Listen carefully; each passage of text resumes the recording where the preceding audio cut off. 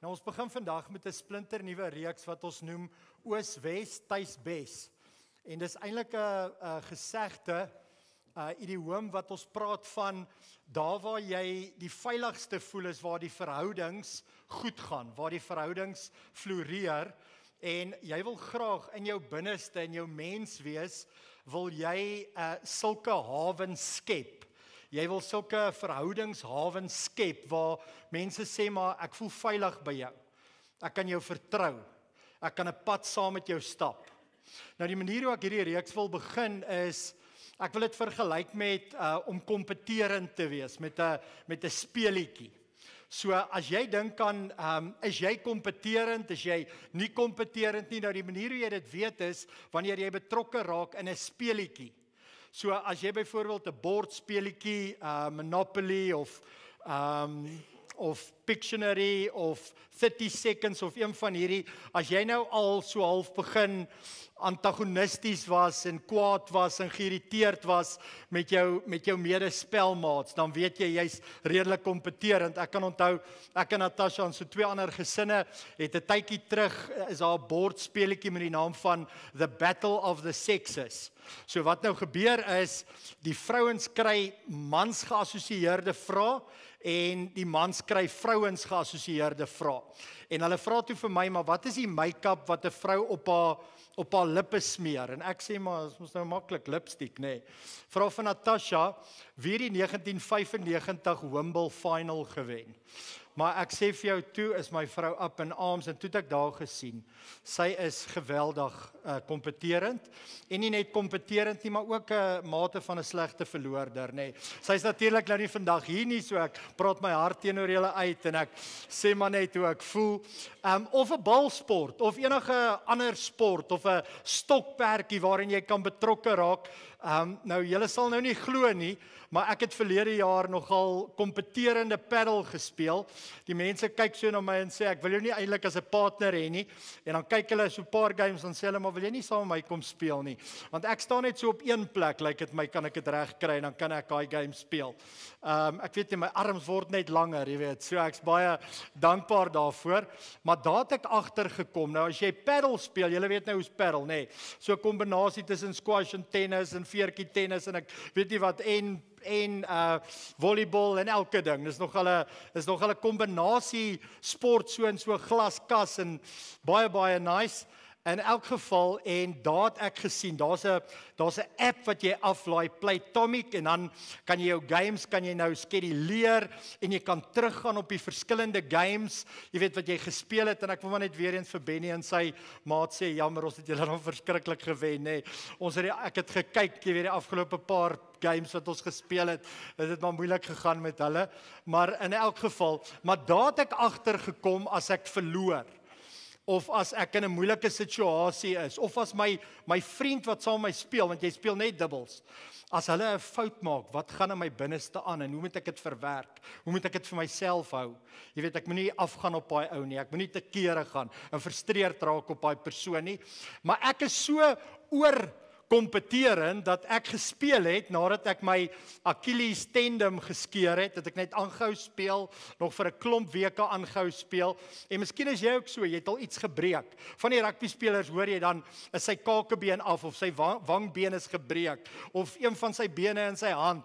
Ek meen ek kan onthou daai een keer wat Graham Smith gaan bat het met 'n gebreekte, ek dink dit was 'n duim of 'n middelvinger of 'n wysvinger of wat ook al. En net daai kompetisie binne in jou om die deursettingsvermoë, ons gaan deur hierdie ding, ons beleef nie hierdie pyn nie, ons gaan dit maak werk.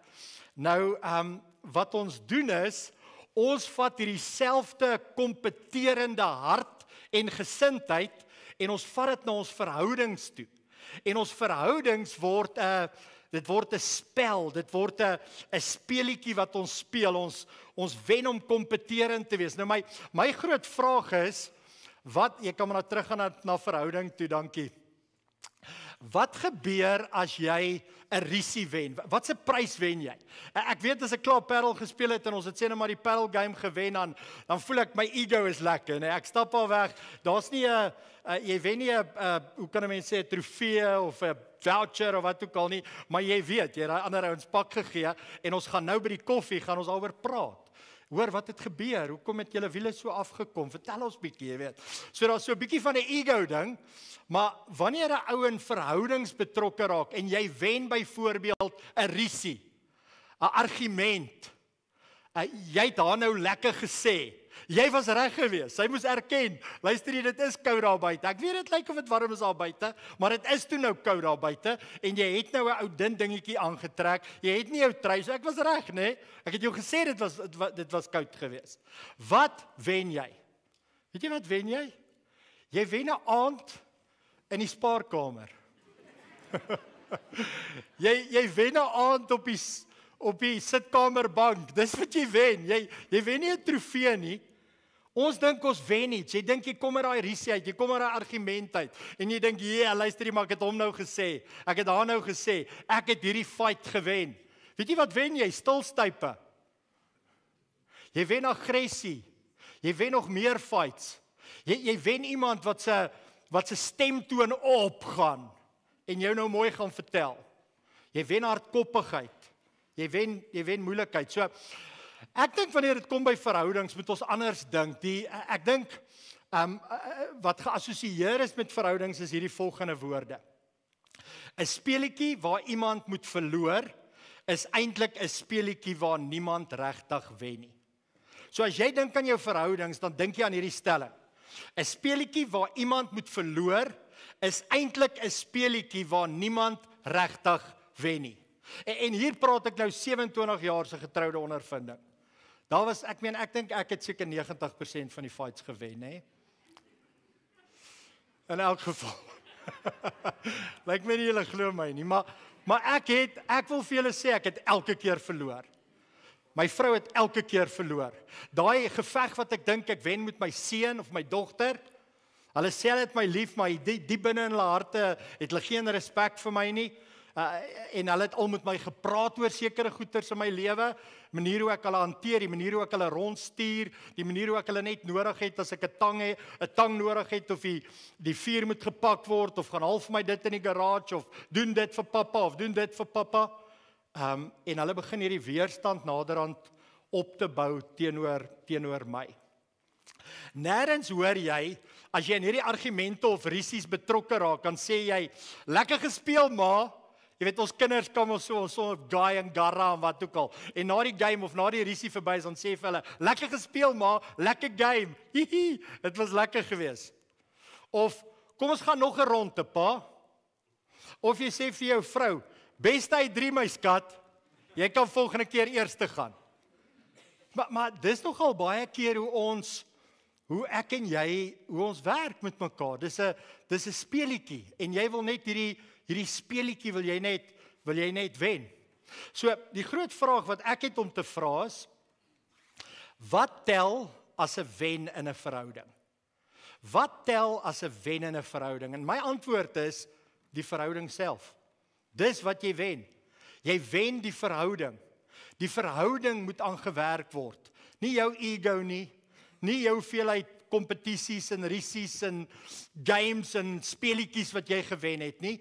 Die verhouding moet aan die einde van die dag moet die verhouding wen. En dis die groot wen waarna toe ons gaan werk in hierdie reeks. Nou, hier's van die speletjies wat ons speel, julle. Ek dink al so 6 of 7 speletjies waarby ek en jy betrokke raak. Die eerste een is die verander speletjie. Die verander speletjie sê die volgende: jy's nie goed genoeg nie, maar gelukkig vir jou is ek nou hier om jou te help, om jou te verander. Ek is hier om jou maarder te maak, om jou slimmer te maak, om te maak dat jy nie so baie nonsens praat nie, sodat jy meer moet lees en meer moet oefen. Ek is hier in jou lewe, gelukkig het jy my gekry. Jy het die jackpot geslaan, want kyk, ek gaan nou vir jou help, hoor. En ons gaan vir jou verander. Nou kyk, as jy in 'n verhouding betrokke raak om mense te verander, beloof ek jou, jy gaan menigte male of op die bank of op die spaarkamer bed of wat ook al, of daai atmosfeer. Jy ken 'n atmosfeer as jy in die bed klim, jy sny dit met 'n mes. Hierdie atmosfeer is tussen jou en jou vrou. Is tussen jou en jou geliefdes en jou gesin en jou werkskollegas. So as jy in 'n verhouding betrokke raak om mense te verander, dis 'n kompetisie waar jy elke keer gaan verloor. Hier's nog 'n speletjie wat ons speel, die raai speletjie. Raai bietjie wat ek dink. Raai bietjie wat ek wil hê. Teen hierdie tyd behoort jy mos nou te weet ek drink nie my koffie so nie of my gunsteling kleur of wat ek drink of wat ek eet. Nou ek weet nie maar partykeer speel partykeer word hierdie speletjie gespeel in ons huis, nê? Nee?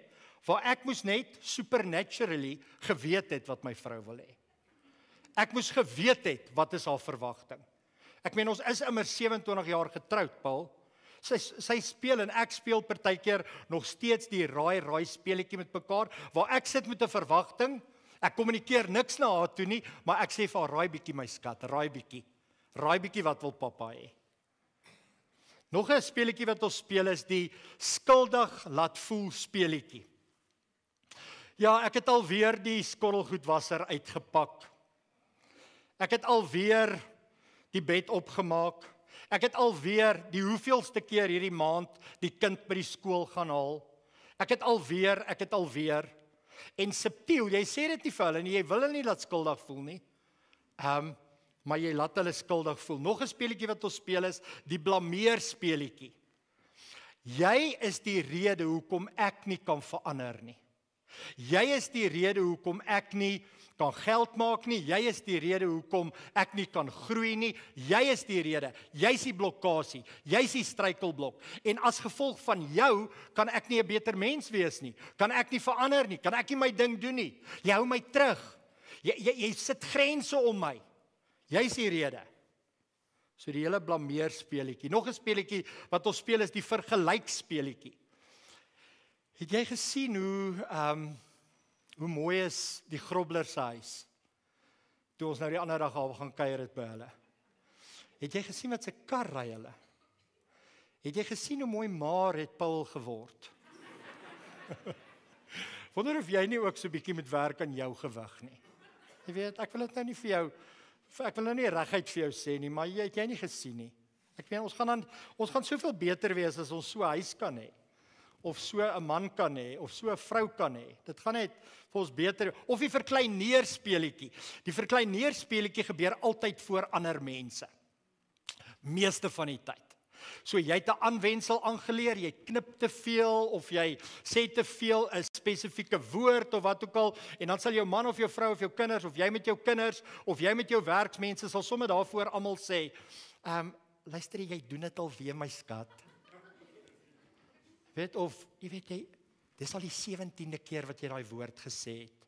Maar jy sê dit so dat ander mense dit moet hoor. Laat sy met sleg voel. Want dit gaan haar verander. Ek meen, dit gaan haar motiveer om te verander. Sy kan nou nie meer wag om hy woord nie te sê nie. Of om nie haar oë te knip nie. Sy kan nie wag nie. Jy het haar nou so goed laat voel, hoor. En dan die laaste speletjie wat ons speel is eintlik 'n genetiese familie agtergrond speletjie wat ons sê, jy's net soos jou pa. Of jy's net soos jou ma. Of jy's net soos daai slegte boetie van jou. Jy weet, julle Groblers.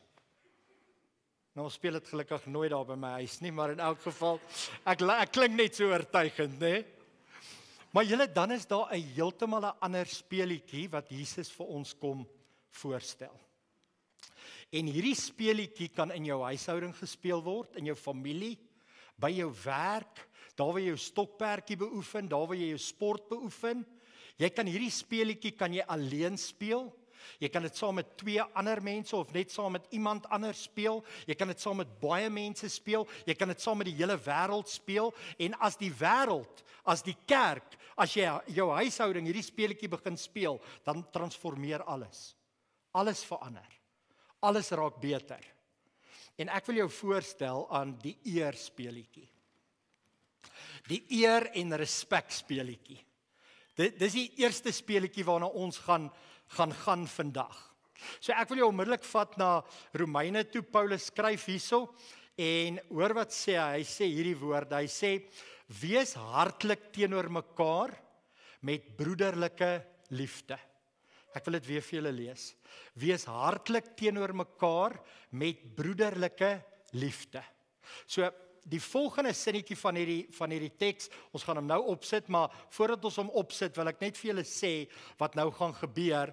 Binne in die Griek sê hy eintlik die volgende, hy sê, jy moet eerste wees, om eerste te gaan, om iemand anders eerste te plaas. So, voordat enigiemand nog daaraan gedink het, moet jy daaraan dink.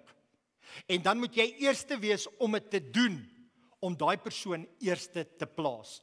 En hier praat ons praat nie net van geliefdes by jou huis nie, jou man, jou vrou, jou kinders nie. Ons praat van die breër familie, ons praat van jou kollegas by die werk. Ons praat van jou naaste wat hier buite loop. As mense eer en respek begin beleef, jy moet eerste wees jy moet eerste gaan om eerste te wees om iemand anders eerste te plaas. Nou kom ons lees daai gedeelte verder. Hy sê die een moet die ander voorgaan in eerbetoning. So voordat enigiemand nog gedink het om eer en respek te bewys jy dit. En daar's sekerlik 'n klomp verskillende maniere. Ek dink as jy net 'n glimlag, net 'n vriendelike groet, net 'n opregtheid, net 'n eerlikheid met mense. Dan praat Paulus verder in Filippense 2 vers 3 en hy sê die volgende, hy sê, moenie iets doen uit selfsug of ydelike eer nie. Hy sê, check jou agendas, check jou motiewe. Jy moenie voorgee nie, jy moenie skyn heilig wees nie, jy moet jouself kan gee.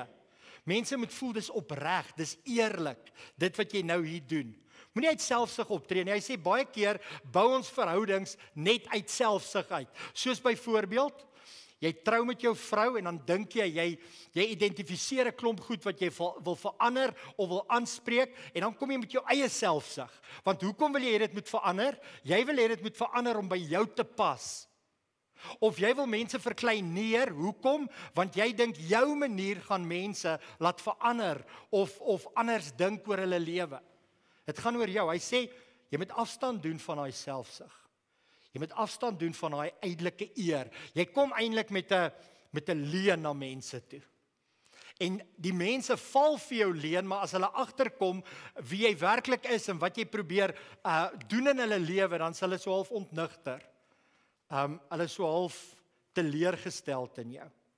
Dan gaan hy teks aan. Hy sê, maar in nederigheid moet die een die ander hoër ag as homself. Nou jy sê onmiddellik, ek kan dit nie doen nie, Paul. Ek kan nie.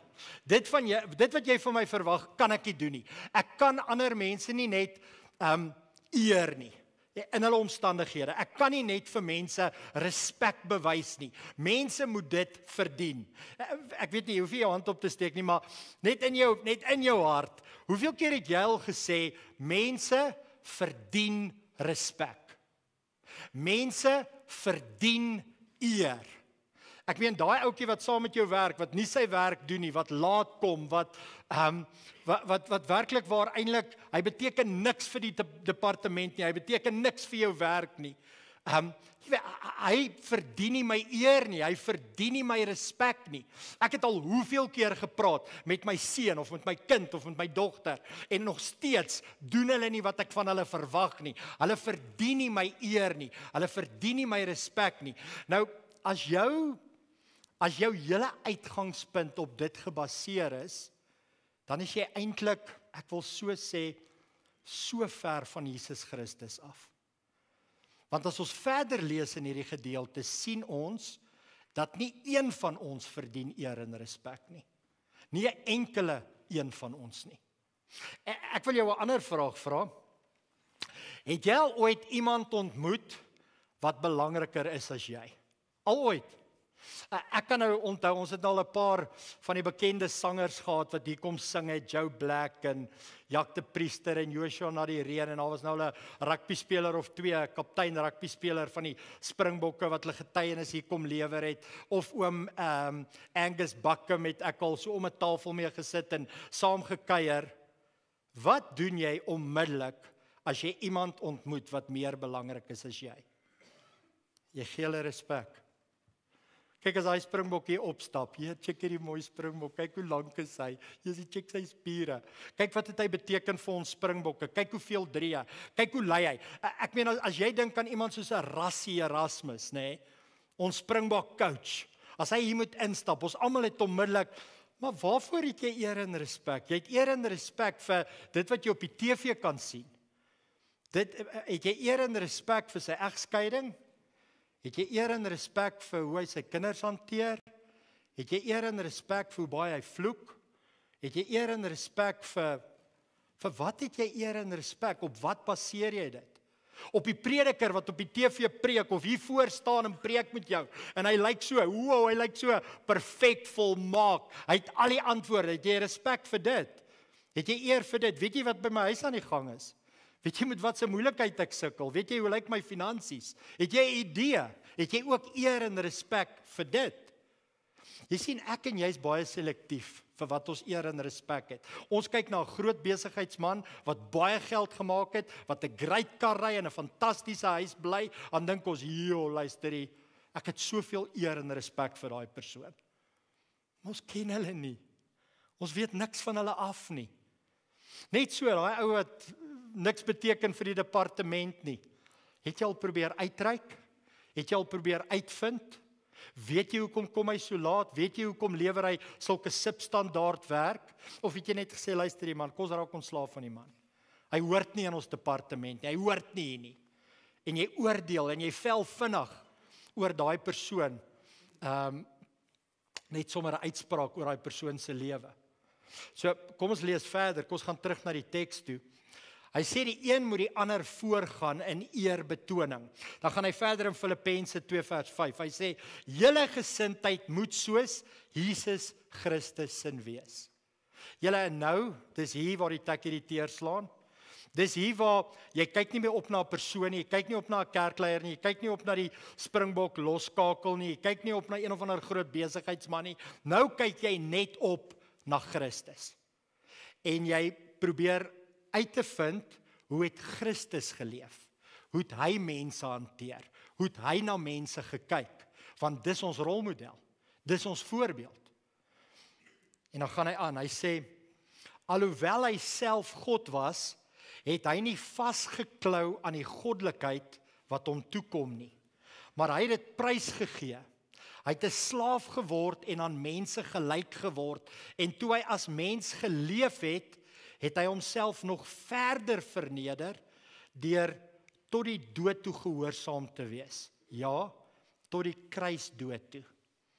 Nou het enigiemand dit verdien? Niemand nie. Het Jesus dit gedoen omdat die mense beter was as hy? Het Jesus dit gedoen omdat hy hulle dit verdien? Niemand van ons het dit verdien nie. Die Bybel sê ons het hom gehaat, ons was sy vyande, ons was 'n sondige en 'n verdraaide geslag.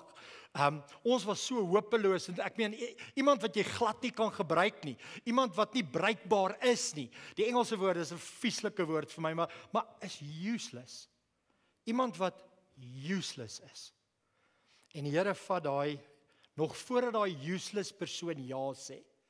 Voordat daai, ek wil amper sê daai mishap, daai niks werd. Voordat hy ja sê, sy ja sê, het die Here al eer en respek getoon. Het Jesus al gesterf. Het Jesus al sy lewe afgelê. Hy sê, en op grond daarvan, gaan mense vandag jou pad kruis. Useless mense. Mense wat niks vir jou beteken nie, mense wat niks kan bydra tot jou lewe nie, mense wat net, hulle is niks nie. Hulle is niks nie. Maar in Jesus se oë is hulle alles. En daarom trek ek Jesus se bril aan, sit ek Jesus se bril aan en ek kyk met Jesus se oë na alle mense. En dis hoe ek met mense wil werk. So ek dink die groot toets is eers by jou huis. En ek dink dis baie keer die moeilikste, want daar is so 'n reputasie. Almal van ons sit mos met 'n reputasie. My vrou het 'n reputasie, julle. 'n Wonderlike reputasie, maar sy het 'n reputasie. Ek het 'n reputasie by haar. Sy weet al wat om te verwag. Sy weet wat gaan ek volgende sê. Sy's amper soos Ek wil amper sê soos Psalm 139, ek weet wanneer hy gaan sit, ek weet wanneer hy gaan praat, ek weet wanneer hy dit gaan doen, ek weet alles, nê? So ek ken sy gewoontes, ek ken sy roetines, ek ken sy maniere. Sy kan nie meer glo dat ek 'n spesifieke ding kan doen nie. Maar die Hoe beskaam nie. Sy hou aanglo, sy hou aaneer gee, sy hou aanvertrou. Ek wil vandag met die kinders praat. Nou ek weet daar's 3-jariges tot graad 3 is daar's kindertoesig vir hulle en ons eer die mense wat daar vir ons help met dit. Maar die Bybel sê uitdruklik dat die kinders moet hulle vader en hulle moeder eer. Hulle sê nie in watter omstandighede moet jy jou vader en moeder eer nie. Hulle sê die beginsel geld dat as jy 'n pa en 'n ma het en hulle leef, selfs al leef hulle nie, manier hoe jy oor hulle praat, die manier hoe jy oor hulle dink, jy moet hulle eer. En dit maak nie saak wat die huidige omstandighede is nie, jy moet hulle eer.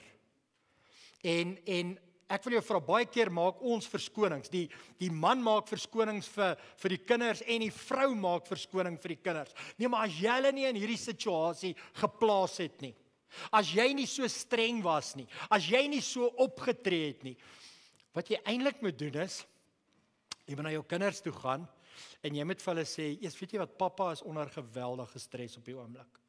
Ek weet dit wat pappa gedoen het, kan bietjie hard oorgekom het vandag. Nou ek sê nie as dit 'n roetine is en is 'n misbruik en 'n mishandeling nie, dis nie waarvan ek praat nie. Dit word tersyde gestel. Ek praat van once in a blue moon, verloor mamma dit of pappa verloor dit en die kinders sê, nou wil ek nie meer luister nie, of nou wil ek nie meer hierdie pad stap nie. Dan moet die een vir die ander een intree. En jy kan eer en respek wys deur 'n afspraak, jy hoef 'n afspraak met jou kinders te maak nie. Jy gaan na jou kinders toe, jy praat met hulle mooi. Jy skep die konteks, jy skep vir hulle 'n geleentheid om oor hierdie ding te kan kom, want jy wil hulle verbind aan die Bybel, jy wil hulle nie verbind aan die wêreld nie. Die wêreld word kwaad, die wêreld is reaksionêr, die wêreld gee nie eer nie. Die wêreld het 'n cancel culture. Jy weet, ons sny jou net af. Ek het dit al so baie gehoor in gesprekke. Ek's 'n tipe mens, ek sny mense net af. Yes. Dis 'n harsh statement om te maak. So, hierdie eerspeletjie julle. Die eerspeletjie. En ek wil vandag 'n beroep doen. Met die voorbereiding van hierdie reeks het die Here baie met ons gepraat oor, nie net 'n preek hieroor nie, maar vir mense handvatsels in hulle hande gee, gereedskap in hulle hande gee. Daarom het ons besluit om die 26ste Julie, dis so 'n paar weke van nou af, het ons Louise Elers gekry om 'n huweliksverrykingsdag aan te kom bied. Nou, ek sê altyd die huweliksverrykingsdag is nie vir huwelike wat in die moeilikheid is nie. Dis vir huwelike wat werk aan hulle verhouding. En as jy wil werk aan jou verhouding, en ek wil net so graag, ek kan nie wag vir daai dag nie, ons gaan werk aan ons verhouding, dan wil ek wil vinnig net vir jou sê, min of meer, wat kan jy te wagte wees? Hier's 'n paar van die temas wat Louise daai dag gaan hanteer. God se doel en plan met die huwelik, emosionele bagasie, die 4 tipes liefdes, seisoene in 'n huwelik, die verskille tussen mans en vrou, fight languages. Het jy geweet jy het 'n fight language? Okay, jy wil jou vrou se fight language agterkom. Ek sê nou al vir jou. Volhoubare identiteit, die 5 tale van seks, rolle van man en vrou, liefde en respek, die klimaks geestelike verhoudings en dan slaggate binne in 'n verhouding. En ek wil jou vra, kom belê. Kom belê in die eerspeletjie. Kom belê in Oos, Wes, Tuis, Bes. Kom belê. Jy wil nie nou terugsit nie. Want as jy nou terugsit en jy sit niks in die grond nie, oor 'n seisoen of 2 as jy wil oes, dan is daar niks op die landery nie, niks nie. Jy wil nou insit dat jy in die volgende seisoen kan oes. En weer insit en oes. En weer insit en oes. Dis wat jy wil doen. So kom belê in jou huwelik. Na die tyd kan jy daar agter het ons ook kursusbanier en ook 'n klein groep banier opgesit. Jy kan soontoe gaan. Jy kan registreer. Praat julle dalk eers net saam en sê, ons wil graag betrokke raak in die eerspeletjie. So net 'n laaste ding wat ek wil sê is, van die eerspeletjie, as almal saam speel, wen almal. Wen almal. Is verskriklik, nee, in 'n huis. As almal besluit, ons gaan mekaar eer, ons gaan mekaar eerste stel. Ek gaan eerste gaan om jou eerste te stel. As ons daai game begin speel in ons huis, en ons doen afstand van al hierdie ander afbrekende games, dan begin die huwelik, die verhouding, die gesin, en weet jy wat, dit moet begin by die pa en ma. Want ons kinders kyk die heeltyd na ons. Die heeltyd. So hulle sien ons geen eer en respek tussen pa en ma nie, en dan raak hulle so slim. Hulle identifiseer die swakste ene. En dan gaan hulle na die swakker een toe, dan vra hulle. Dan gaan hulle na die sterker een toe, dan sê hulle, maar die swakker een het gesê ek mag. Wel, hulle sê nie die swakker een nie. Hulle sê pappa het gesê ek kan. Of mamma het gesê ek kan. En al wat hulle doen sonder bewuslik, hulle doen dit nie as prins nie. Hulle wil nie julle gesin seer maak nie, maar hulle is besig om hierdie game so uit te byt. Hulle sien hoe julle mekaar verneder, hoe julle mekaar in die grond afdruk, hoe julle geen respek en eer het vir mekaar nie, en hulle sit net daar en wag vir die regte geleentheid om toe te tree tot die game toe. Kom ons volg dieselfde voorbeeld wat Jesus Christus vir ons gevolg het. Julle, en ons het die ander dag die Pinksterfees gevier, die uitstorting van die Heilige Gees. Jy moet bid vir die vervulling met die Heilige Gees, dat die Here jou kom bemagtig en kom bekragtig om hierdie beginsels te kan nakom in jou huwelik en in jou verhoudings.